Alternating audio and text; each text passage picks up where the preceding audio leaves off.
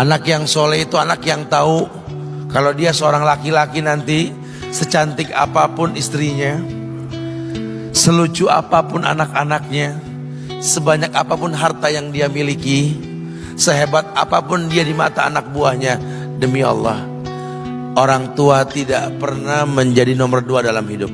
Ini banyak orang yang suka salah ini. Cuma gara-gara dunia, orang tua panjang mata menanti kedatangan anak. Jangan ya, jangan.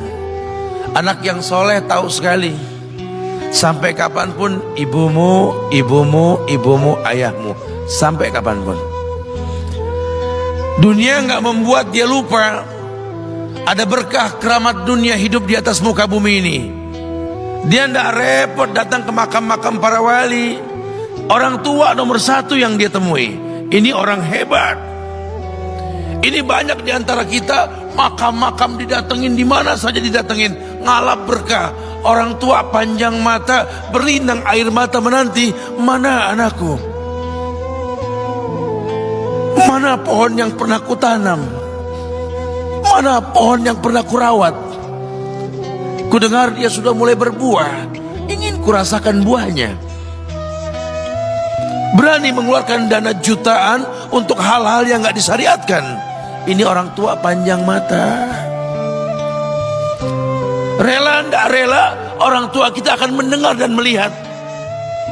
Ma, aku pengen nikah, aku pengen berkeluarga, Ma. Ya orang tua ya seneng lah. Cuma kalau inget metik buahnya belum terasa, ya ada perasaan kayak gimana gitu loh. Karena dia tahu setelah ini dia akan menikah. Bahwa anak orang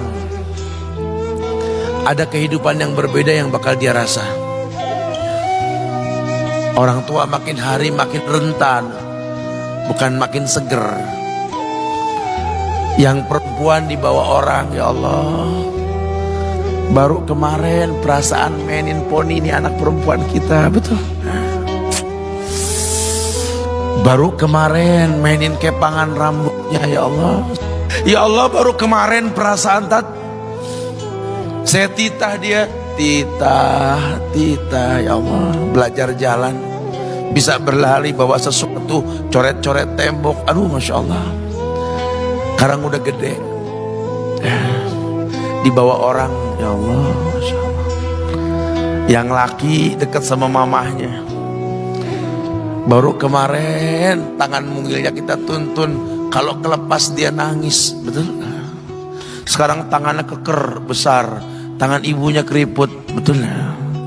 Mau nangkep tangan anak pun sudah mulai susah. Membawa anak orang datang dengan gagah, cium tangan, cipika-cipiki, udah. Ma, kita jalan dulu, Ma ya. Udah Mama, udah. Digandeng tangan kekasihnya, dirangkul pundaknya. Ini anak laki ndak tahu ibunya kayak diiris-iris jantungnya. Dia lihat tangannya yang keriput, ya Allah. Udah berapa lama tangan ini nggak dibawa sama anak ini? Udah berapa lama tangan ini nggak digandeng sama anak saya? Kita merasa bangga akur merangkul istri kita, ibu kita ngelihat pundaknya. Udah berapa lama pundak ini gak dirangkul seperti itu, ya Allah. Dulu aku berdandan secantik-cantiknya, ku dandankan anaknya, ku bawa di hadapan kawan-kawanku bangga. Lihat anakku. Tapi dia gak pernah berdandan rapi membawa aku ke hadapan teman-temannya. Lihatlah ibuku. Ibunya sudah kebayang, ya Allah, ini anak bakal minta nikah sebentar lagi. Yang wajar kalau orang nanam pohon pengen metik buah, wajar. Ini buah belum terasa, pohon sudah mau dibawa, kebayang tidak? Ya Allah. Mulai dia kebayang. Sehingga rasa-rasa seperti ini menjadi tumpukan rasa di hati orang tua kita, yang nanti pada akhirnya dia pun bakal kembali ke hadirat Allah, kita pun bakal kembali ke Allah, betul? Sementara yang namanya kemuliaan datang dengan cara sabab yang benar. Ridallah fi ridal walidain wa sukhtullah fi sukhtil walidain. Ridanya Allah ada di ridho orang tua, murkanya pun sama. Karena semua ibadah yang dia lakukan berujung pada surga. Dan yang paling gampang ketika dia mau menaklukkan dunia, demi Allah, berkah orang tua dulu yang dia ambil. Ini dirasa oleh orang mulia yang Nabi katakan, innahu min ahlis sama, innahu min ahlis sama. Manhu? Siapa dia? Sahabat, manusia yang pernah hidup zaman sahabat tapi nggak ketemu Rasul, yang bernama Uwais Al-Qarni, pemuda miskin pengembala kambing di negeri Yaman. Padang tandus yang dia tinggal di situ, yang dia kesampingkan hidupnya untuk ibunya, untuk ibunya. Tidaklah terucap kalimat satu yang ingin ibunya pengen, kecuali Uwais pasti akan melakukannya apapun, dan ibunya cacat. Apa kata Uwais? Tidak akan pernah terlontar kata dari mulut ibuku kecuali kan kulakukan yang dia inginkan. Masya Allah. Ibunya cacat dan dia menomorduakan diri, yang penting orang tuanya dulu.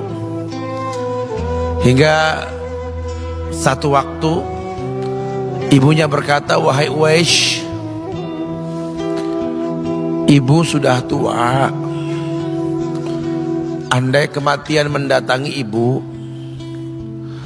ada beberapa keinginan yang ibu pengen merasakan keinginan tersebut. Mungkin enggak ya? Apa Bu? Katakan. Ibu pengen haji. Bengong, Wais, ya Allah Bu, ini Yaman, Hadramaut, yang sekarang saja pesawat itu bisa 3 jam menuju Saudi itu, 2 jam lebih lah menuju Saudi. Ini lebih jauh lagi, kebayang berapa ratus kilo, berapa ribu kilo nggak tahu. Ya baiklah ibu, kata Uwais, aku tidak pernah menolak permintaan ibuku, tapi kali ini aku tidak bisa menjawab karena mikir gimana caranya ini. Apalagi dia seorang pemuda yang punya penyakit sopak, ada tanda-tanda putih di bagian badan itu kayak pano besar gitu tuh. Udahlah, terserah gimana nantilah. Yang penting ini nomor 1 dalam hidup ini. Dia beli seekor anak sapi, digendong tiap hari itu sapi sama si Uwais menuju puncak gunung. Turun lagi, gendong ke atas, turun lagi tiap hari. Sampai orang bilang, Uwais gila no. Orang sapi dipiara, dia digendong tiap hari naik gunung yang tinggi. Sampai nggak berasa, dikatakan 8 bulan dia lakukan itu. Sehingga terbentuklah fisiknya yang bagus karena olahraga tiap hari bawa itu sapi. Dan sapi itu makin berat, dalam hikayat dikatakan sampai di atas 100 kilo itu sapi. Kemudian dia tetap gendong ke atas dan dia yakin, bismillah saya yakin. Sampailah bulan haji, ibu naik ke pundakku, digendong ibunya dari negeri Yaman. Subhanallah, gak ada yang gak mungkin. Lihat, dibawa ibunya ke Mekah, bertawaf di Ka'bah, dunia menyaksikan. Bahkan hikayat mengatakan dia sempat bertanya kepada sahabat Abdullah bin Umar, aku telah menggendong ibuku dari negeri Yaman menuju Mekah, bertawaf di Ka'bah ini, sudahkah aku membayar jasa ibuku? Apa kata sahabat Abdullah bin Umar? Bahkan satu hentakan napas pun ketika melahirkanmu belum terbayar. Bahkan satu hentakan napas pun ketika melahirkanmu belum terbayar. Dia selesaikan tawafnya, dia selesaikan tawafnya. Selesai tawaf, dibawa ibunya ke makom Ibrahim untuk sholat 2 rakaat. Selesai sholat, dia angkat tangan, dia berdoa kepada Allah, ya Allah, ampunkanlah ibuku ya Allah. Ampunkan ibuku ya Allah.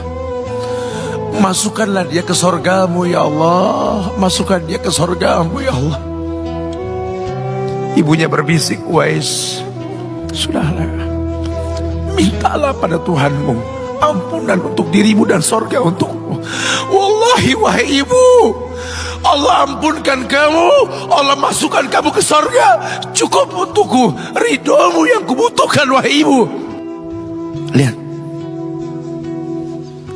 manusia saleh, hasil doa Rabbi habli minas salihin. Lihat, makanya ketika Nabi mengatakan innahu min ahli sama, ini manusia penghuni langit, Umar, Ali, temui Uwais.